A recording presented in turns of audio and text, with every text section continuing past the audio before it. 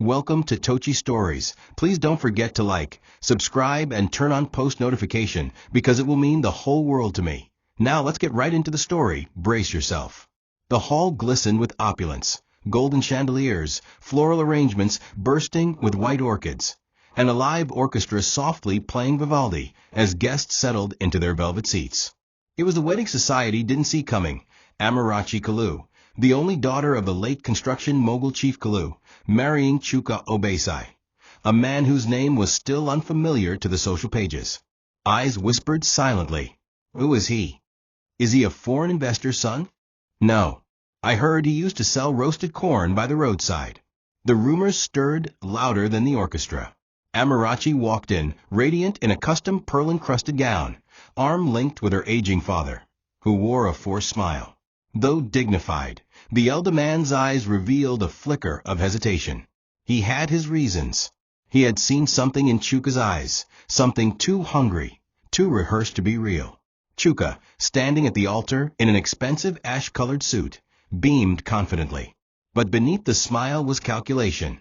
He scanned the room, registering the caliber of wealth and connections Amarachi brought into his world.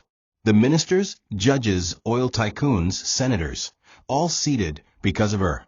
He reached for her hand as she arrived and kissed it gently, his lips brushing against her knuckles like a man who understood showmanship. Amarachi, warm and genuine, smiled back with a trust that made her father's throat tighten. Chief Kaloo had tried to probe into Chuka's past, but got only a sob story. An orphaned boy, hardworking, surviving the slums. Amarachi was convinced she had found gold in the mud. Her friends called her naive, but she believed love was enough to refine any man. Her father, however, knew gold didn't need to be convinced not to rust. As they exchanged vows, Amarachi's voice trembled with sincerity. I promise to stand by you in riches and in ruin, she said, gazing into his eyes. Chuka, without missing a beat, said, I will cherish you with every breath I take. The audience clapped, the band played louder, but Chief Kaloo leaned back, eyes narrowing. He could not shake the feeling that this union was built on uneven ground. That night, as the festivities rolled into fireworks, he summoned Barrister Adalai and whispered a final amendment to his will. If he ever breaks her heart, if he lifts even a hand to harm her, I want every kobo he inherits from me revoked. Put it in writing. Lock it. Hide it. But make sure justice knows where to find it if she cries. The dusty roadside stall was barely shielded by rusted zinc sheets when Amarachi first saw him. Chuka, shirt drenched in sweat, roasted corn over hot charcoal with the ease of someone who had known struggle since childhood. She had just stepped out of her father's SUV, tired of the stifling rules of the elite, and something about the way he looked up, bold yet respectful, caught her attention. He offered her roasted corn without charging her, claiming she had kindness in her eyes. That line made her laugh. Over the next few weeks, she kept returning. She told herself it was the roasted corn, but deep down, she knew it was him. His stories were raw, his struggles real. She felt grounded around him, unlike the pompous suitors her father constantly arranged meetings with. She introduced herself only as Mara. It wasn't until she fainted from dehydration one day and Chuka carried her to a clinic that he learned her full identity. The moment he saw her father storm into the clinic flanked by bodyguards, his posture shifted. That's when he realized she wasn't just another pretty face. She was legacy. Amarachi thought the truth would change things, but instead, it drew Chuka closer. He cried before her father, claiming he had no intentions to deceive her. Mr. Kaloo was skeptical, but said nothing. Amarachi defended him with everything she had. He never treated me like I was above him, Daddy. He's the only one who saw me and not your wealth. Against the advice of friends, cousins, and even her pastor, she pursued the relationship.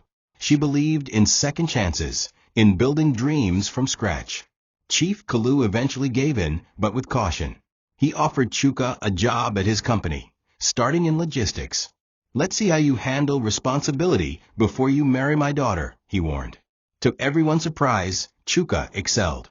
He rose through the ranks with impressive speed, gaining the admiration of many. But Amarachi didn't know that behind the scenes, Chuka had help.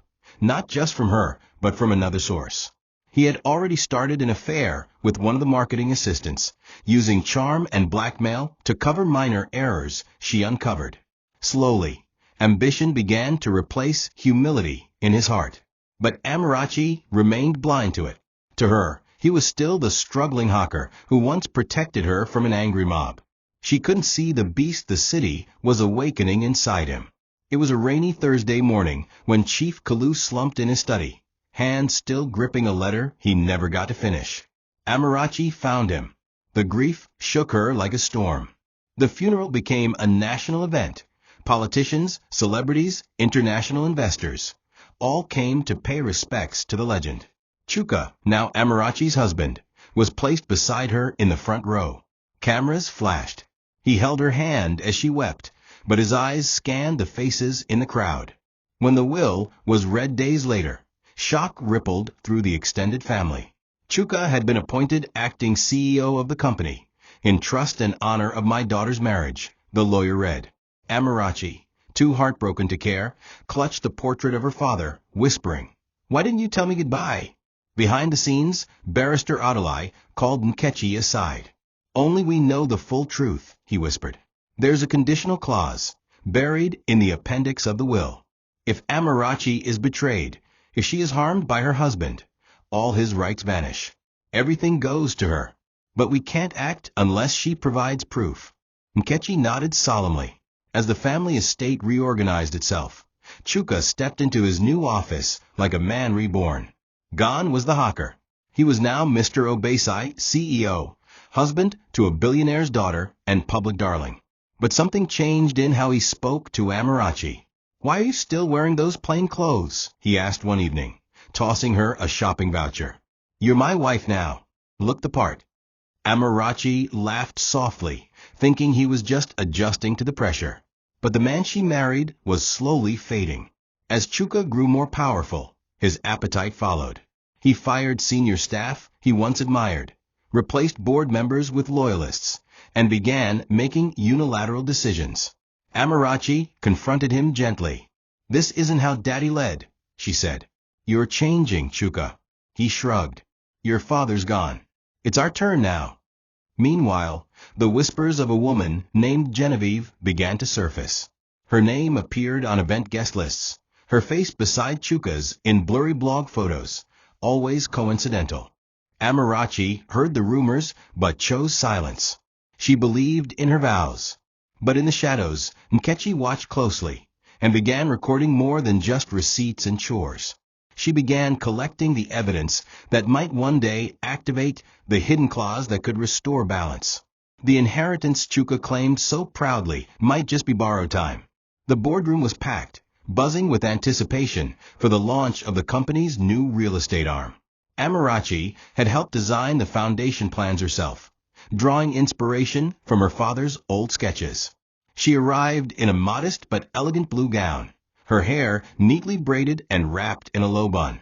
Chuka, on the other hand, looked like a celebrity mogul, his suit Italian, his wristwatch glittering, and his confidence thicker than ever.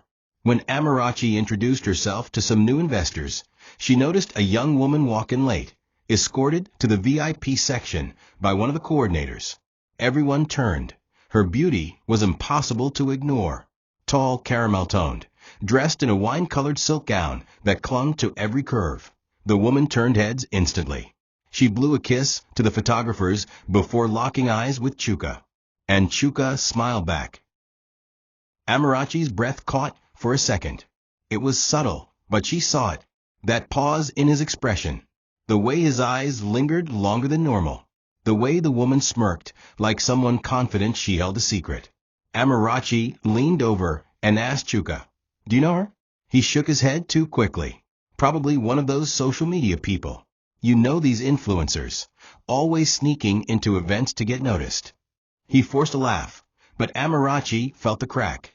Later that evening, a friend sent her a link to Genevieve's Instagram page. Over 1.2 million followers. Model, brand ambassador, real estate enthusiast. And in her story feed from that evening, a short clip. Chuka's reflection in a champagne glass. Caption: Boss moves only. Amarachi's heart sank. She wanted to dismiss it as coincidence, but intuition clung to her like perfume on a forgotten dress. Genevieve knew what she was doing. She had grown up watching the rich from afar, always on the outside of wealth, until her beauty and cunning brought her inside the rooms where power danced. She'd been with married men before, men richer, older, and more discreet. But Chuka was different. He was new to wealth, easily flattered, and desperate to prove himself among the elite. When he complimented her at the after-party, she didn't blush. She leaned in closer. When he offered her a drink, she let her finger brush his. And when he mentioned Amarachi, she laughed. Your wife's too simple for you. She doesn't shine next to a man like you. That night, Chuka didn't go home. Amarachi waited in bed till sunrise. He claimed it was business.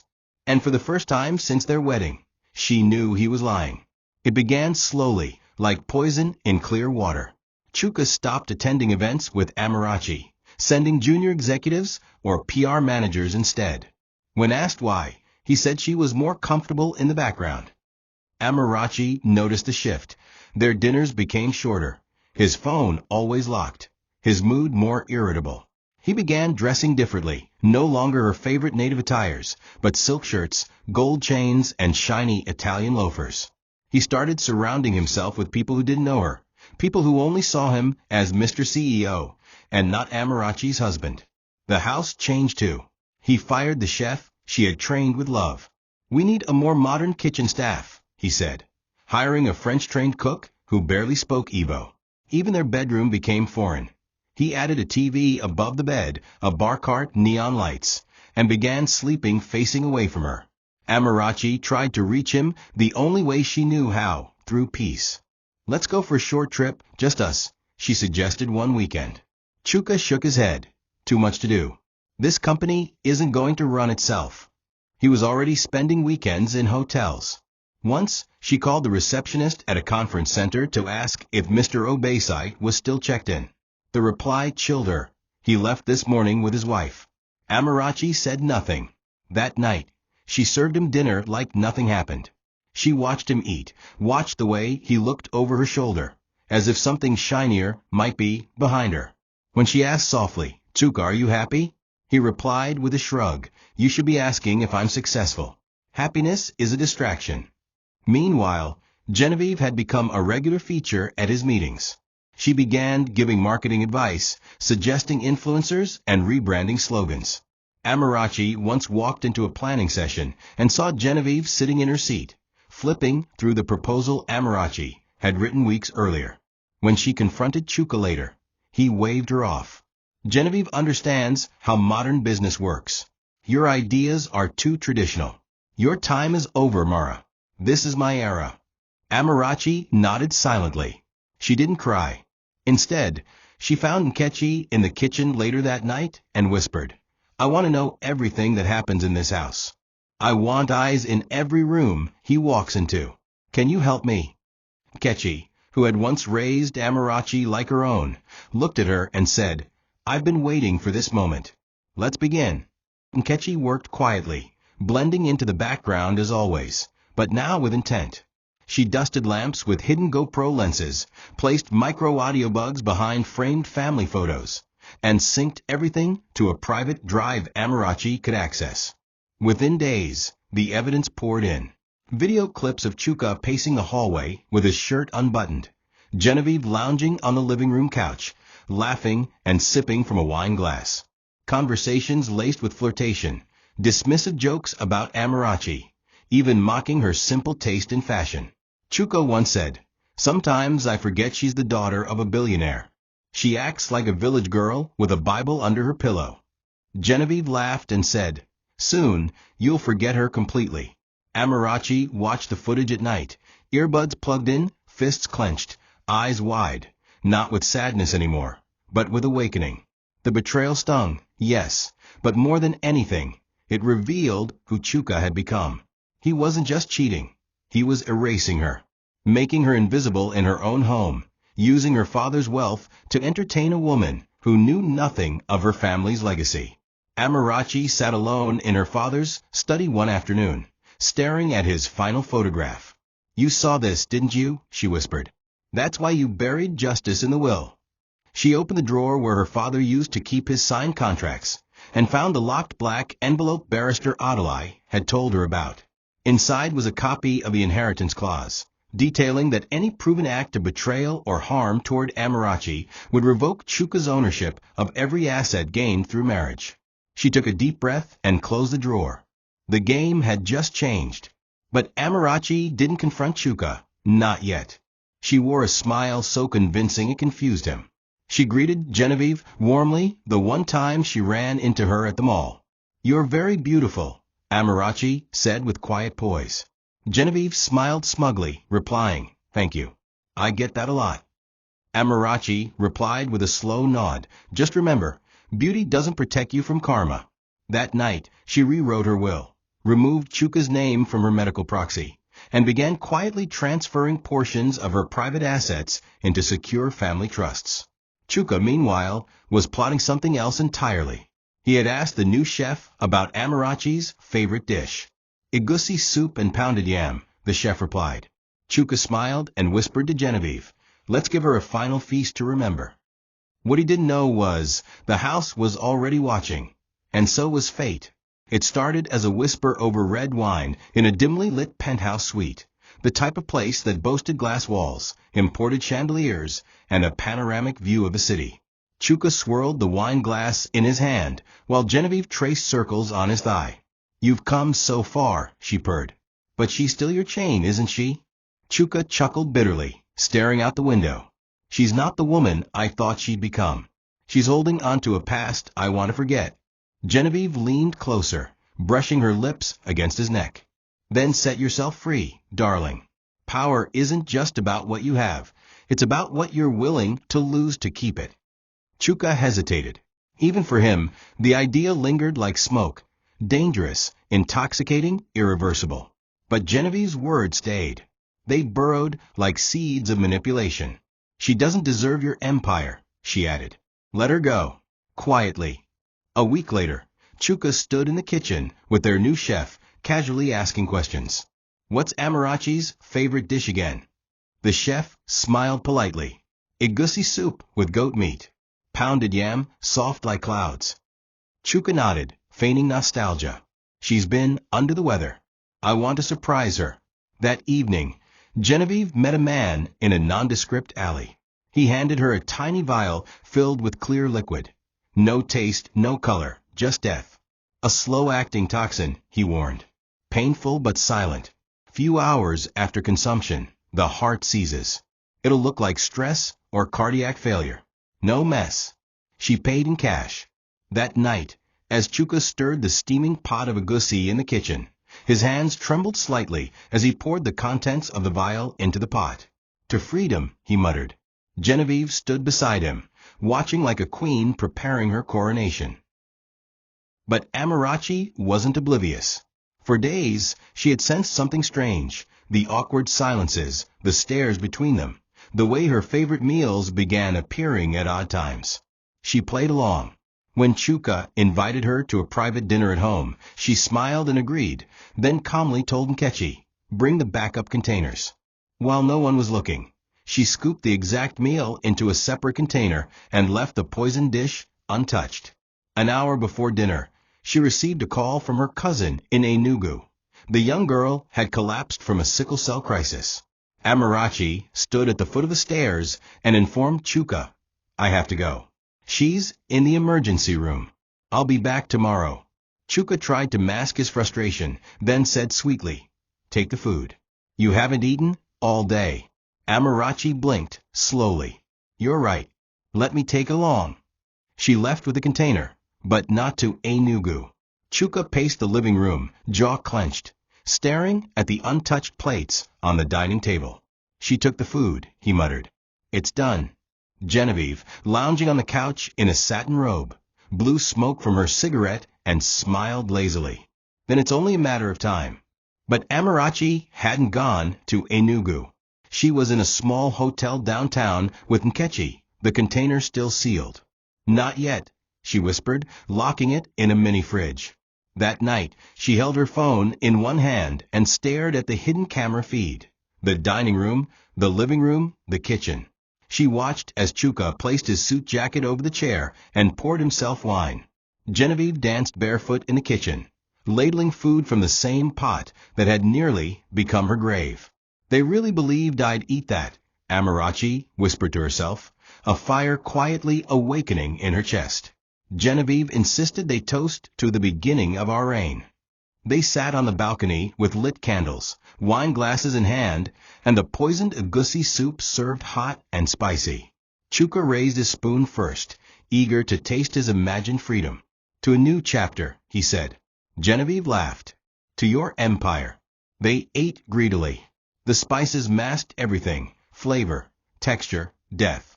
Minutes passed. Then 20. Then 40. The laughter faded. Genevieve clutched her stomach first. Chuka's lips turned pale. Their eyes met. Something was wrong. He rose unsteadily, knocking over a wine glass. Genevieve screamed, vomiting violently as she staggered toward the bathroom. Chuka gasped for air, collapsing beside the balcony rail, his fingers scratching at his chest like he was trying to dig something out. The candles blew out. The wine bottle rolled, and the night turned into chaos. The ambulance arrived within 15 minutes, but that was too late for Genevieve. She died en route to the hospital, her last words incoherent, her body seizing as paramedics tried to stabilize her. Chuka slipped into unconsciousness, but survived the night, barely. The toxicology report would take time, but the symptoms screamed poison. By morning, the media exploded. CEO collapses during private dinner with mystery woman. Genevieve Ikena dead from suspected food poisoning. Was it foul play? Amarachi watched the news from her hotel room. No tears. No shock. Just a stillness that came when truth finally cracked the mask of lies. You tried to kill me, she whispered to the screen, her voice low and trembling. But you poisoned your own freedom instead. The sealed container sat in her bag, untouched, waiting. Evidence that would become a weapon when the time was right. Chuka awoke in a sterile hospital room, his body weak, his tongue thick like stone. Tubes ran from his veins, and a heart monitor beeped steadily beside him. The moment his eyes adjusted to the lights, a male nurse leaned over. You're lucky to be alive, sir. Chuka turned his head, coughing. The memory of the night before returned like a tsunami. The soup, the laughter, Genevieve's screams. Where is she? He croaked. The woman with me? The nurse hesitated. She didn't make it, sir. For the first time in years, real fear crossed Chuka's face. Not just fear of death, but of exposure, of consequences, of the empire he'd built on lies now trembling at the foundation. He tried to sit up, but weakness shoved him back into the bed. Alone, vulnerable, and unsure of what Amarachi knew. Meanwhile, Amarachi walked into Barrister Adeli's office with the sealed container in hand. It's been kept refrigerated, she said. That's the poison food. Adeli opened a file folder already on his desk, documents her father had finalized years before. If we can confirm his intent, Amarachi, he said gently, you can activate the clause. Everything becomes yours. But you'll need public proof.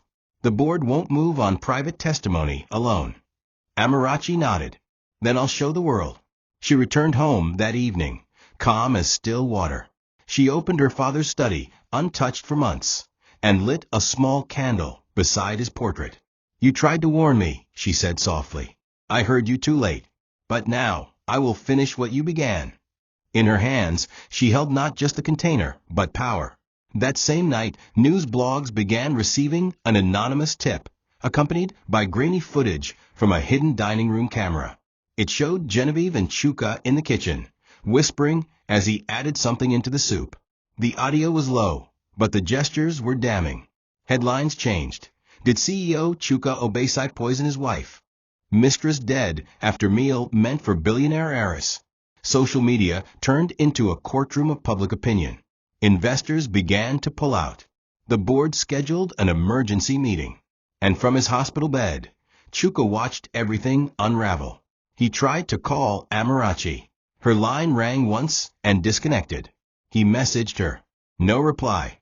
The silence wasn't just cold, it was justice breathing down his neck.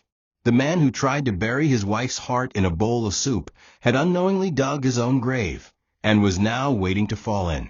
Barrister Adalai sat in his high-rise office overlooking the Lego skyline, the thick mahogany, file-stamped confidential trembling slightly in his hands. He had known Chief Kaloo for over 2 decades, a man known for his foresight and steel-ribbed intuition. The night before the elder Kaloo died, he had summoned Adalai and amended his will with trembling fingers. My daughter is my most precious gift. If her husband, God forbid, ever lifts a hand or plots against her, I want every single kobo taken from him and restored to her. Add a clause. Betrayal forfeits all inheritance. I've buried it deep in the appendix. Only release it if she walks in with proof. Now Amarachi had walked in with that proof, chilling, silent, and sealed in a plastic container and camera footage. Adalai stared at the clause, then at Amarachi, who sat across the table in silence, her face calm, but her eyes burning with restrained fury. This will break everything he's built, Adalai said carefully, as if weighing her resolve. His title, his shares, his board seat, his access to your family's assets, all gone. Are you ready for the storm? Amarachi leaned forward slowly, placing her fingers on the edge of the file. He tried to kill me, Adalai. If that food had touched my lips, we wouldn't be having this conversation. That wasn't a moment of weakness. That was murder premeditated over dinner. So yes, I'm ready for the storm. In fact, I am the storm. Adalai nodded solemnly. Then we move at dawn. That night, legal documents were prepared for the emergency board meeting. A quiet chain of communication went out to influential directors and family allies. Amarachi wasn't just reclaiming her birthright. She was reactivating justice hidden in paper, waiting for betrayal to show its face. Across town, Chuka sat in his hospital bed, weak and ghostly pale, watching the world burn on his phone. Headlines had moved from rumor to near certainty. Bloggers were comparing camera footage with restaurant timestamps. Former staff had begun leaking details, his affair with Genevieve, the strange new behavior in boardrooms, the secrecy around Amarachi's exclusion. Chuka tried to call the PR team, but no one answered. Genevieve's death had officially been ruled unnatural, pending full toxicology. His lawyer advised silence. He stared at the ceiling, sweat beading his forehead. For the first time since he wore his first suit, he felt helpless. Not because the world was judging him, but because the woman he thought was naive had outplayed him. Amarachi had made no public comment, but her silence screamed louder than any microphone. And Chuka finally began to realize the game wasn't over. It was only beginning. In the sterile corridors of the hospital morgue, Genevieve's body lay under a white sheet, her once glamorous face now pale and stiff. The nurse on duty, young and jittery, whispered to a colleague, "She was so beautiful. I used to follow her on Instagram." The colleague shook his head. "Now she's just a hashtag." Outside, her sister Vanessa paced furiously, tears streaking her perfectly contoured cheeks. She wasn't mourning, she was raging. "Someone will pay for this," she hissed. Genevieve wasn't stupid. She was supposed to marry that man. He promised her everything. She'd been in the dark about their plan to poison Amarachi, but now that her sister was gone, she had no doubt something sinister had occurred. Her first call was to a journalist. The second was to a lawyer. And the third was to Chuka. He didn't pick up, and that infuriated her more. Meanwhile, Chuka, though still weak, begged a nurse for his phone. When he opened Instagram, the trending hashtags made him choke. Hashtag deadly dinner, hashtag mistress gone, hashtag poison plate. Bloggers posted filtered photos of Genevieve in luxury locations with clickbait captions like, "She stole a husband, but couldn't steal time." One anonymous account leaked a blurry video from a hotel balcony. Genevieve collapsing, Chuka gasping beside her. It took less than an hour for media outlets to connect the dots. Police officers visited him in the hospital that evening. "We're not arresting you yet," they said coldly, "but you'll be under surveillance until the investigation is complete." He nodded, lips trembling. He asked if he could see Genevieve one last time. When he was wheeled into the morgue, Her face struck him like a brick. She was frozen. Gone. The same woman who whispered dreams of empire and freedom was now a corpse on a slab. And it was his fault. Back at the Obeisai mansion, Amarachi stood by her father's graveside in the private garden, dressed in a black wrapper and simple blouse. She wasn't crying. She was remembering. She recalled how her father had once said, "Don't marry a man who loves your wealth. Marry one who fears your pain." She thought she had. She thought love could change a man. She thought loyalty could soften ego. But she was wrong. Amarachi wasn't broken. She was awakened. That night, she sat at her late father's desk, staring at the activation documents Adalai had prepared. Her hands didn't shake. She signed her name slowly, sealing Chuka's fate with the same grace she once used to say, "I do." Then she picked up her phone and made a single call to the media. "I'll speak tomorrow," she said. "I have something to show the world." It began as a live stream with only 12 viewers, mostly curious Instagram followers who noticed Amarachi's account had suddenly gone active after months of silence. But within 5 minutes, it exploded into the biggest viral moment of the year.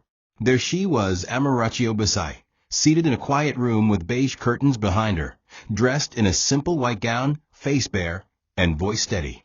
"Good evening," she said. "My name is Amarachi, daughter of Chief Kaloo. I was silent when they mocked me. I was silent when they excluded me. But tonight I will be silent no more." She leaned forward and tapped the laptop in front of her. A video began to play, grainy footage from her home dining room camera. There was Chuka laughing, Genevieve pouring wine, and then the vial, the whispered plan, the food. The moment of betrayal captured on tape. The world held its breath. Within minutes, Twitter and Facebook exploded. WhatsApp groups buzzed. Comment sections overflowed with shock, rage, and disbelief. He tried to kill her. She played the long game. Justice wears pearls and a quiet smile. The board of directors immediately convened an emergency virtual meeting. Sponsors pulled ads. Lawyers drafted termination clauses. Amarachi, composed and radiant, ended the video with only one sentence. "To every woman who has been underestimated, let this be your reminder. Silence is not weakness. It is strategy." That clip alone was reshared 3 million times in 24 hours. And Chuka, still tethered to 4 lines in the hospital, watched it all unfold helplessly on his phone. He threw the device across the room, but nothing could stop the flood. His empire was collapsing, and Amarachi hadn't raised her voice once. By evening, Amarachi's legal team had delivered official documents to the company's registrar. Barrister Adalai stood before the board with the inheritance clause and undeniable proof of attempted murder. According to Mr. Kaloo's final will, all of Mr. Obeisai's holdings are hereby revoked and returned to Mrs. Amarachi Obeisai, he declared. A silence followed, then a wave of applause, not out of joy, but out of awe. The directors had seen powerful women before, but none had dismantled betrayal so gracefully. Amarachi walked out of the building without addressing the press. She didn't need to. The world had already heard her.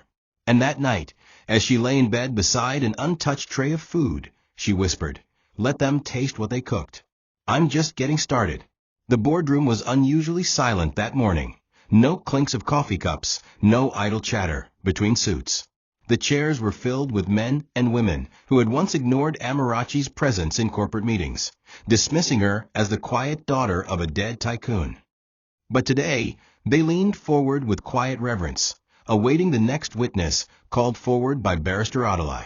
Amarachi sat at the head of the table, not in a designer gown, but in a fitted navy suit, her hair pulled into a neat bun, face serene. "We call Netchi Alase," Adalai said.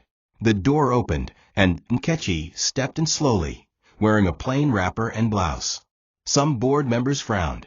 Why was a maid being brought to a legal hearing? But Amarachi smiled gently, giving her a nod of encouragement. Netchi bowed her head respectfully, then raised her eyes, filled with tears and truth. "I have worked for the Kaloo family for over 20 years, Netchi began, her voice quiet but firm. "I watched Amarachi grow from a girl into a woman. I watched her mother die of cancer. I watched her father build an empire with his own hands. And I watched her love a man who never deserved her. She paused, then added, I also watched that man slowly destroy her spirit. He brought another woman into the house. He laughed with her, touched her, lied to her. And Amarachi? She didn't shout. She didn't break plates. She just started praying. Until one night she asked for my help. The room was so quiet, even the AC hum seemed to hold its breath. Netchi explained how she helped Amarachi install the cameras, how she overheard whispers about getting rid of her, and how she secretly stored backups of the footage in her own locker. Her voice never wavered. When she finished, a few board members stood up and applauded softly. Others dabbed their eyes with handkerchiefs. The chairman leaned forward and said, You've done more for this company's future than any executive in this room. Amarachi stood, walked over to Netchi, and hugged her tightly. You saved my life, she whispered. You saved my name. Netchi wept into her shoulder. You were always my daughter, too. The press got hold of the transcript later that day, and the headlines changed overnight. Made to expose CEO hailed as hero. Quiet loyalty defeats loud betrayal. Netchi received offers from NGOs, women's groups, even international human rights organizations. But when asked what she wanted, she replied, I just want to continue serving Amarachi. That's enough reward for me. It was no longer just Amarachi's battle. It had become every woman's victory. Quiet service had turned into world-shaking justice. The handover ceremony was brief, but the energy in the room was electric. Amarachi walked into the central boardroom of Kaloo Holdings like she belonged there, not as the shadow of her father, not as the wife of a disgraced CEO, but as the rightful heir to an empire she once helped build in silence. Her stride was slow, deliberate, yet elegant, a woman not in a rush to prove herself, but confident in her worth. The chairperson, a silver-haired woman named Madame Ayabo, rose and extended a brown folder. By unanimous decision, she said with a proud smile, we hereby reinstate Amarachi Obeisai as Chief Executive Officer of Kaloo Holdings. Effective immediately. Applause followed. Amarachi took the folder with both hands, bowed her head briefly, and then said, This is not just about inheritance. This is about accountability, about reclaiming dignity that was trampled on, and reminding the world that loyalty is not weakness. It is strength in disguise. Chuka, still recovering in the hospital and now under house surveillance, received the news through his lawyer. The man read the contents with a shaking voice, and all financial accounts, vehicles, assets, and liquid investments previously under Mr. Chuka Obeisai are to be frozen and audited, with immediate effect. Chuka slumped back into his pillow, eyes hollow. He had gambled everything and lost. The betrayal, the lies, the poisoning, the affair. It had all been for power he could never truly control. Now, stripped of everything, he was a cautionary tale for the newspapers. Even his closest associates were disappearing. The same board members who once toasted with him had deleted his number. And worst of all, his wife had never raised her voice. That silence, he realized, was the scream that echoed the loudest. It was justice, not noisy, but permanent. In the following weeks, Amarachi's first act as CEO was not expansion or celebration, but restoration. She quietly rehired 3 staff members Chuka had fired unjustly, including the janitor who once comforted her during a lunch break. She visited project sites in person, speaking directly to architects and construction teams like her father used to. Morale soared. Investors who had fled returned within days. And her second act? A personal email to all staff. Thank you for believing in integrity. We will rise together. In the press, she became an overnight symbol of resilient womanhood. In boardrooms, her name was now uttered with reverence. At home, Netchi dusted the office Amarachi had once been banned from entering. And in the quiet of her father's study, Amarachi whispered again to the portrait, You were right, Daddy. He didn't deserve it, but I do. It was a crisp Monday morning when Amarachi stepped onto the media platform outside Kaloo Towers. A row of microphones stood like metal soldiers before her, and hundreds of journalists, reporters, and influencers filled the courtyard. Cameras rolled. Phones streamed live. Social media pages buzzed in anticipation. She wore a pale cream pantsuit that shimmered in the sun, her hair in a braided crown, and her fingers holding a folded piece of paper. When she spoke, the entire city seemed to hush. "Good morning, Nigeria," she began. "My name is Amarachi Obesai, and I was betrayed by the man I once trusted with my heart. But today, I take back my name, my legacy, and my future." She unfolded the paper and read excerpts from her late father's will, including the betrayal clause that had now become legendary. "He saw it coming," she said, voice steady, "and he gave me the power to rise." Then she did something unexpected. Amarachi set the paper down and looked directly into the cameras. "This is not just about me. This is about every woman who has ever been silenced with gifts, trapped in mansions, or mocked for staying soft in a world that demands cruelty. I was told to act like a CEO's wife, not a CEO. But now I'm both. And I will never apologize for being a woman who forgave too long before she fought back." The crowd erupted in applause. A few reporters wiped tears. Hashtags exploded online. Hashtag Amarachi rises. Hashtag the quiet CO.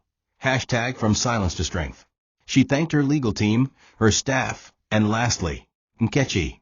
Sometimes, the people society overlooks carry the sharpest swords of truth. "Thank you for being my sword." After the press conference, her security team escorted her to a waiting SUV. Inside, her phone buzzed nonstop, CNN, BBC Africa, Al Jazeera, all requesting interviews. She smiled, but ignored them. "Let them wait," she said quietly. She glanced at the empty passenger seat beside her, the same seat Chuka used to occupy. Now it held only her handbag. "No more borrowed power," she whispered. "No more shadows."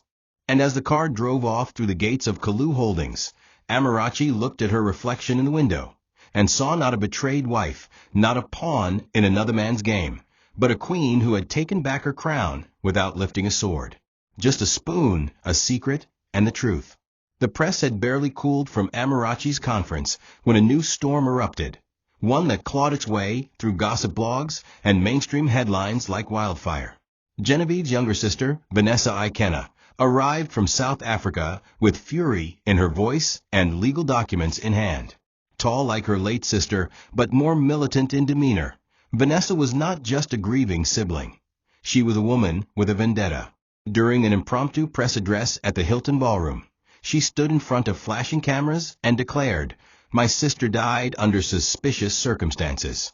And while everyone celebrates Amarachi Obesai for her silent strength, I see a woman who orchestrated everything behind the scenes.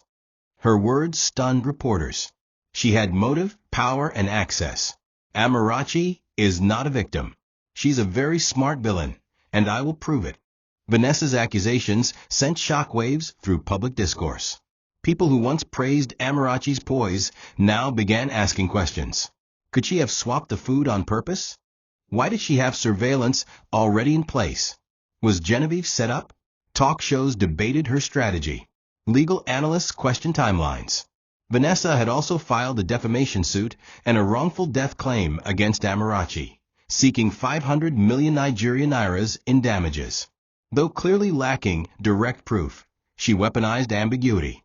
The media, ever hungry for duality, feasted on the narrative of two powerful women on opposite sides of justice. Amarachi, watching the news from her home office, remained outwardly composed, but internally, she knew the tides of sympathy could shift quickly. Even the truth, when twisted enough, could become a weapon in the wrong mouth. Instead of retreating, Amarachi requested an emergency meeting with Barrister Adalai. "She's trying to bait me into panic," she said. "She thinks I'll crumble under public suspicion. But I know the law, and I know Genevieve's past." Adalai nodded.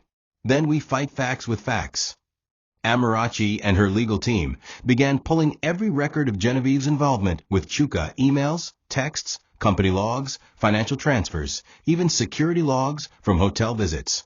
Netchi came forward with additional footage not yet released, including a chilling moment where Genevieve, while alone in Amarachi's bedroom, opened a drawer and took a piece of stationery Amarachi later found at a crime scene.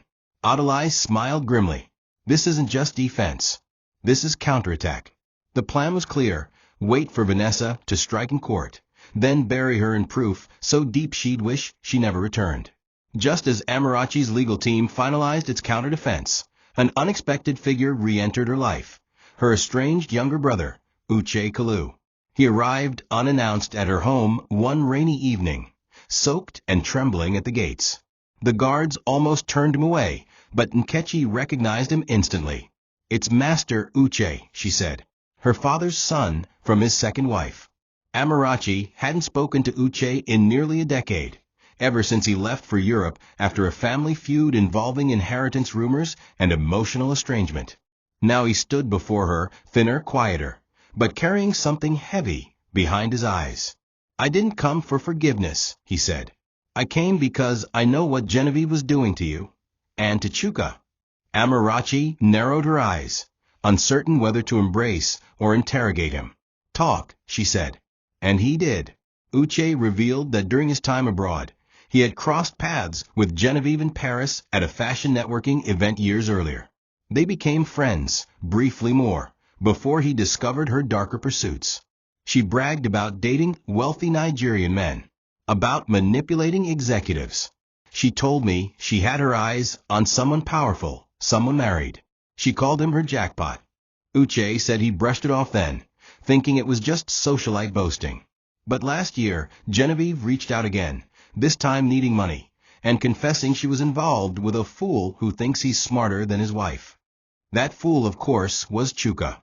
She claimed she had access to documents, secrets, and even implied she had Amarachi's schedule. Uche showed Amarachi screenshots of their chats. "She was planning this for months," he said. "She wasn't just a mistress, she was a hunter." Amarachi sat back in her chair, stunned but not broken. This new evidence could not only neutralize Vanessa's lawsuit, but expose the full extent of Genevieve's manipulation. Uche, seeing her struggle to absorb it, added, "I never hated you, Amarachi. I just hated how father overlooked me. But I realize now, he trusted you because you were built for storms." For a moment, the tension between siblings faded. Amarachi reached for his hand. "Help me finish what father started," she whispered. Uche nodded. "I'm here." Later that night, they compiled a timeline that proved Genevieve had blackmailed Chuka with intimate videos, threatened to leak insider trading information if he didn't comply, and had even once tried to intercept Amarachi's travel plans. The woman now lying in a morgue had been far more dangerous than the world realized. And now her sister would learn that truth the hard way. Chuka paced inside the modest room of his newly assigned holding suite, a far cry from his penthouse with its gold-accented marble floors and smart glass walls. The room was clean but suffocating, with a basic bed, metal basin, and one flickering light. Though not yet convicted, he had been officially arrested and detained pending trial. Security footage, medical reports, digital records, and now Uche's testimony had turned the tide completely. His assets were frozen, his passport seized, and every contact he once relied on had vanished into the silence.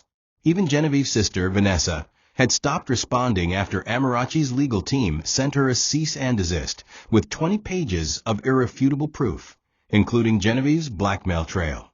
All Chuka had now were echoes and regret. He remembered the first time he walked into Kaloo Holdings as an employee, the awe in his eyes, the gratitude on his face. Amarachi had smiled at him like he was the best thing that had ever happened to her. And now, she was running the empire while he sat in a jumpsuit, no longer Mr. Obasai, but just prisoner 2986, in holding Block C. His thoughts spun around what-ifs. What if I had just stayed loyal? What if I didn't need to prove anything to anyone? But he knew better. He hadn't betrayed Amarachi out of lust. He did it out of envy. He couldn't stand being second in a world she was born to lead. Genevieve had simply been the voice that echoed his own inner cowardice. "She gave me everything," he whispered aloud, "and I poisoned it." Meanwhile, Amarachi sat in her private study at Kaloo Towers, reviewing letters from women across Africa, survivors of betrayal, abandonment, and corporate injustice. One letter read, "Your silence saved my life. I didn't need to shout to be heard. I just needed to believe I could walk away." Another said, "You were graced with fangs." Amarachi folded the letters gently, placing them in a leather journal she called the Restoration Book. She then signed a final legal order revoking all Chuka's financial privileges and redirecting his monthly trust benefits to a domestic violence shelter fund in her mother's name. Her final note to the court read, "May every coin he misused become healing for someone he never met." That night, from his narrow cell, Chuka received news that broke him more than handcuffs. Amarachi had risen and chosen not revenge, but purpose. The day Amarachi launched the Genevieve Ikena Women's Empowerment Initiative, the irony wasn't lost on anyone, not the media, not the public, and certainly not Vanessa. What was once a name buried in scandal had now been reborn as a tool of healing. The launch wasn't grand or glamorous. It was held in a modest community hall in Akoi, with plastic chairs, a small podium, and women from all walks of life, street vendors, teachers, survivors of abuse, all gathered in silent admiration. Amarachi stood at the front, wearing a flowing Ankara dress and a scarf tied like her mother used to wear.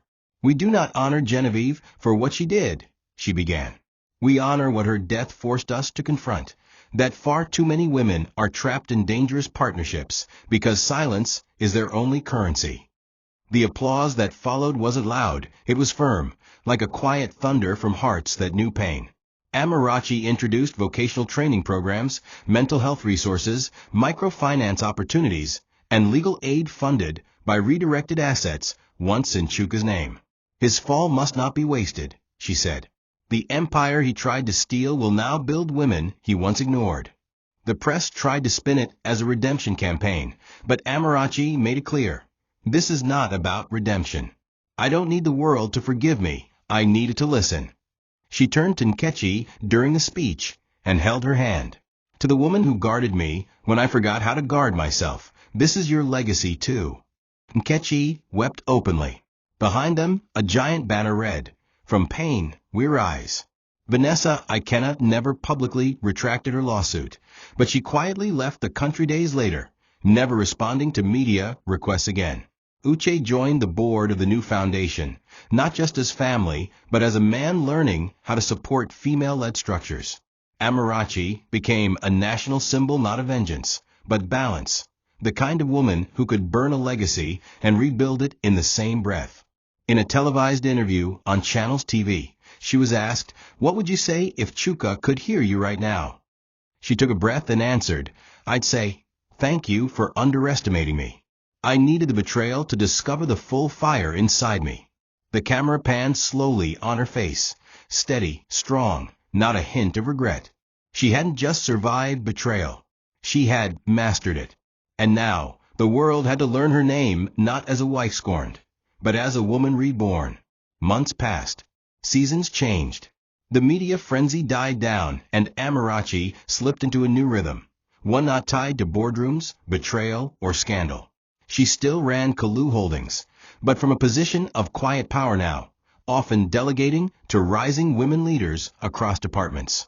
She spent more time mentoring young girls, traveling to local villages with Netchi, and reading books in the same garden where her father was buried. Her strength no longer came from defense, but from purpose. One morning, as the harmattan winds dusted the city in beiges, she received an envelope hand-delivered to her doorstep. No logo, no return address, just a white wax seal and her full name. She opened it slowly. Inside was an invitation, a simple card engraved in silver. "Join us as we celebrate love that waited quietly." She blinked. Her name was listed as the bride. She smiled not in surprise, but in gratitude. For months, a quiet man had been there. Ikena, the company's in-house architect. He had always been kind, soft-spoken, and respectful of boundaries. During her storm, he never pried. He offered comfort without words, a cup of tea, a brief hand on the shoulder. Blueprints slid gently across the table. Slowly, she had begun to notice the way he listened, the way he never called her madam, but always said Amarachi with equal footing. And when he asked her out to dinner under the guise of reviewing a project extension, she went, not because she needed love, but because she had finally made peace with wanting it again. Now, the wedding was simple. No pomp, no media. Just an open field, soft drums, and a quiet promise under the tree where her mother used to sing lullabies. Chuka, still in detention, read about the wedding in a back-page column. There was no picture, just a headline: Heiress marries again, this time for peace. He folded the paper and stared out the tiny cell window. His cellmate asked, "That your wife?" He didn't answer. He just lay back and closed his eyes, haunted not by his trial, but by the memory of Amarachi's smile, the one she wore before he ruined it. In another world, another life, he could have been enough. But in this one, he had poisoned the very thing that made him whole. Back at the wedding, as Amarachi took Ikena's hand, her father's favorite song played faintly in the background. She closed her eyes and whispered, "Thank you for breaking me, Chuka. You buried me in silence. But you didn't know. I was a seed." Thank you for watching this video. What did you learn from this story? Drop it in the comments. Please make sure you like, comment, and subscribe to my YouTube channel TOCHI Stories for more.